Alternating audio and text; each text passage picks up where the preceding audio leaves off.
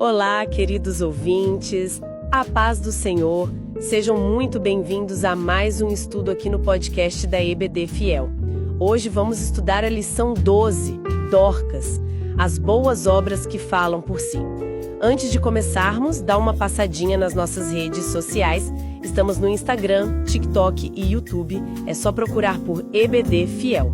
Aproveita para curtir, compartilhar e marcar seus amigos, ajudando a espalhar a palavra de Deus e fortalecer ainda mais a nossa amada Escola Bíblica Dominical. Vamos juntos nessa missão. Ok, vamos mergulhar nesta história. A lição de hoje foca em uma mulher chamada Dorcas ou Tábita. O texto principal está em Atos 9, a partir do versículo 36. E havia em Jope uma discípula chamada Tábita, que traduzido se diz Dorcas. Esta estava cheia de boas obras e esmolas que fazia. A ideia central que a gente vai explorar é como a nossa fé se manifesta em ações práticas. Exatamente. É uma história que, à primeira vista, parece simples, né? Uma mulher caridosa, ela fica doente, morre e depois é trazida de volta à vida. Mas quando a gente começa a cavar os detalhes, a história se abre de uma forma impressionante. Com certeza, e o nosso objetivo aqui é usar essa pequena narrativa como uma janela. Uma janela para o papel, muitas vezes invisível, das mulheres na formação das comunidades daquela época, para a economia da caridade e para o que realmente significava ter influência. Então vamos lá. Para começar, o que as fontes nos dizem sobre quem era essa mulher? Bem, os detalhes biográficos são bem poucos, mas o que a gente tem é muito revelador. Primeiro, o lugar. Jope. Hoje em dia é Jaffa, em Israel. No primeiro século era um porto super movimentado, sabe? Um caldeirão de culturas, de línguas. E isso já se reflete no nome dela, ou melhor, nos nomes, né? Isso. O texto faz questão de dizer que ela se chamava Tábita em aramaico, que era a língua local. E Dorcas em grego, que era a língua, digamos, universal da época. Exato. E isso não é um detalhe qualquer. Isso sugere que ela, no mínimo, era bilíngue e navegava nesses dois mundos culturais. Ambos os nomes, aliás, significam gazela, um símbolo de beleza, de graciosidade. Mas o detalhe mais impressionante, e que é um ponto central em várias análises, é o título que o autor Lucas dá para ela. Ele a chama de discípula. Exatamente. Em grego, a palavra é matétria. E o que é fascinante, como alguns teólogos apontam, é que esta é a única vez em todo o Novo Testamento que a forma feminina dessa palavra é usada. Sério? A única vez? A única. Homens são chamados de discípulos, matetes, o tempo todo. Mas ela é a única mulher a receber formalmente esse título. Puxa, e o que isso quer dizer? Que ela não era só uma seguidora passiva. Muito mais que isso. Um discípulo não era só um fã. O termo significa ser um aprendiz, um estudante, um praticante ativo dos ensinamentos de um mestre. Ao usar essa palavra, o texto está elevando a posição dela. Ela não é definida pelo marido ou pelo pai, que nem são mencionados. Ela é definida pelo próprio compromisso espiritual e intelectual dela. Isso. Ela era vista como uma aluna séria, uma participante ativa no movimento. Nossa, isso muda completamente a imagem. Ela não é só uma senhora caridosa. Ela é uma integrante respeitada, uma estudiosa dentro daquela comunidade. E como essa identidade de discípula se manifestava na prática? O texto diz que ela era cheia de boas obras e esmolas que fazia. E aqui a gente entra no coração do ministério dela. O trabalho dela não era de pregação pública, não era de liderança visível, como a gente vê em outras figuras. O ministério dela era centrado, literalmente, em agulha e linha. Ela fazia túnicas e vestidos.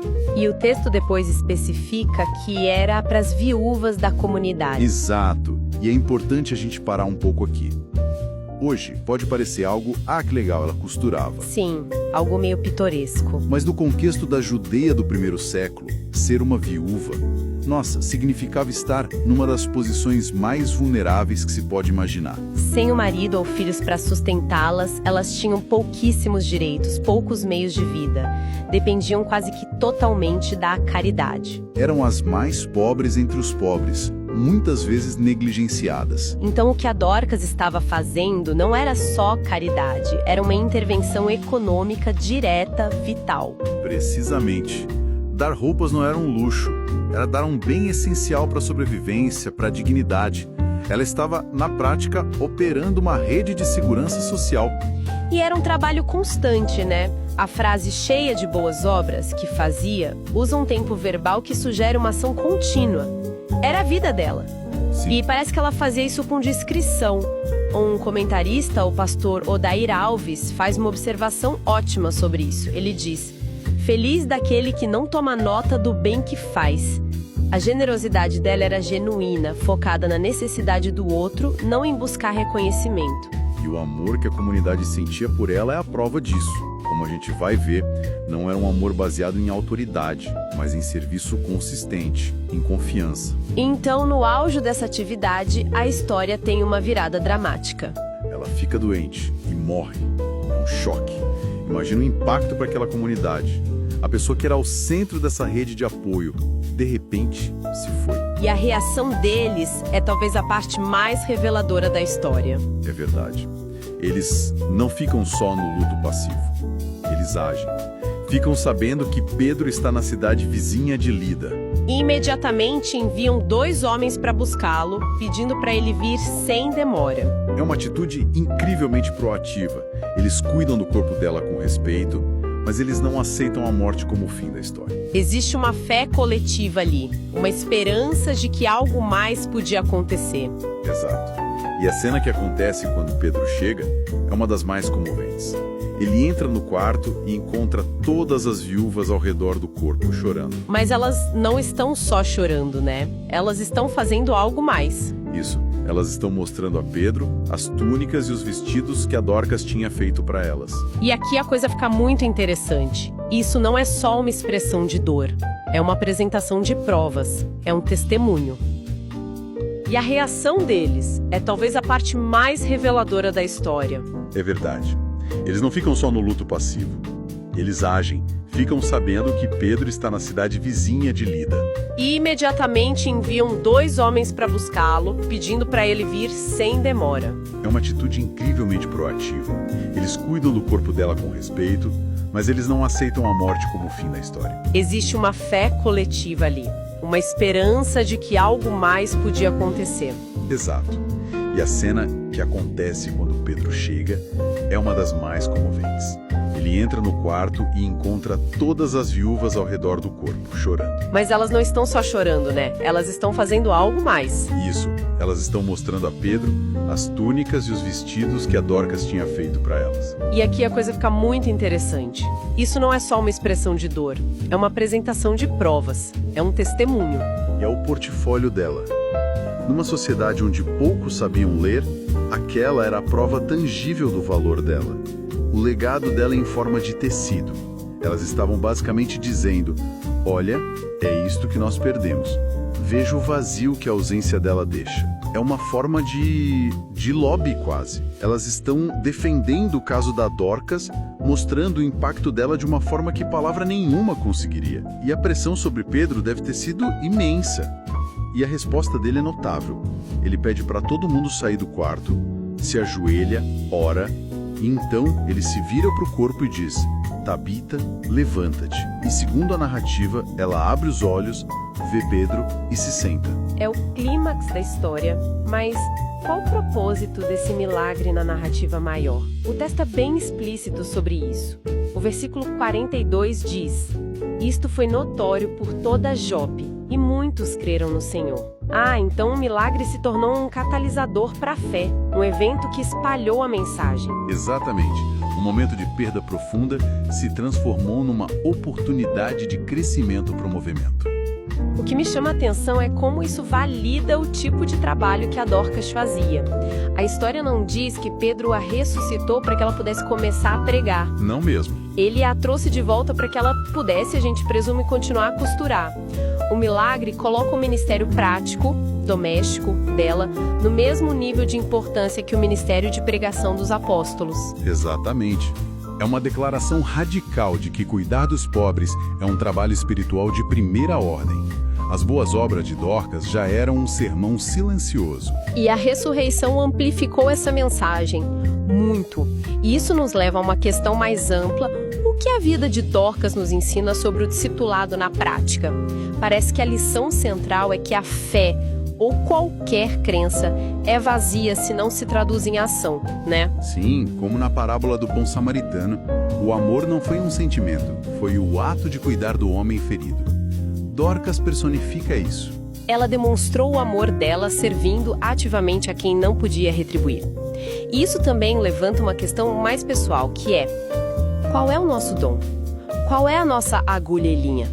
Boa pergunta. Uma comentarista, Isabela Fonseca, sugere que talvez Dorcas não se visse como uma grande líder. Ela não tinha uma plataforma pública. Ela simplesmente usou a habilidade que ela tinha, costurar. E o pastor Odair Alves reforça isso com a frase: não há talento a ser desperdiçado. Isso. O que pode parecer insignificante pra gente, cozinhar, organizar, ouvir, pode ser a resposta exata para a necessidade de outra pessoa. Dorcas nos ensina a não subestimar os pequenos gestos feitos com grande amor e principalmente com consistência. E o legado dela é a prova disso. Ela não deixou escritos, não fundou instituições, mas o exemplo dela ecoa há 2 milênios. O fato de ser a única mulher com o título de discípula mostra o quão exemplar ela era. Ela definia com a vida o que significava seguir esse caminho em termos práticos, do dia a dia. Tem um comentário final do pastor David Cabral que amarra tudo isso muito bem. Ele diz que a vida cristã não pode ser de fachada. Fé e obras andam juntas. Inseparavelmente. As obras não nos salvam, na teologia cristã, mas elas são a evidência de uma fé genuína. É como a fumaça e o fogo. E Dorcas é a personificação dessa ideia. A vida dela foi um testemunho vivo. Sim, um testemunho de uma fé que se traduzia em cuidado, em serviço, em amor ao próximo, tudo para a glória de Deus, o que, por sua vez, fez o movimento crescer. Foi um ciclo virtuoso, então. O serviço dela fortaleceu a comunidade, a força da comunidade levou a um milagre e o milagre expandiu a comunidade. Exatamente. Então, em resumo, a história de Dorcas é um poderoso lembrete de que o discipulado se vive no dia a dia, em atos de bondade. Ela nos inspira a usar os talentos que Deus nos deu, por mais simples que pareçam, para servir aos outros e, assim, sermos um testemunho vivo do amor de Cristo. E para refletir, fica um pensamento final. A história dela nos faz perguntar algo um pouco desconfortável. Qual seria? Se a nossa jornada terminasse hoje, quais seriam as túnicas e vestidos que as pessoas ao nosso redor apresentariam como evidência da nossa vida? Uau! Não os bens que a gente acumulou ou os cargos que a gente alcançou, mas as vidas que a gente tocou, o conforto que oferecemos, o amor que demonstramos em ações concretas. Esse é o verdadeiro legado que permanece. E assim chegamos ao fim do estudo de hoje. Na próxima semana, vamos estudar a lição 13, Paulo, combatendo o bom combate e guardando a fé. Esperamos você. Que Deus abençoe grandemente a sua vida e te encha de sabedoria e graça. Até a próxima lição. EBD Fiel, fiel à palavra.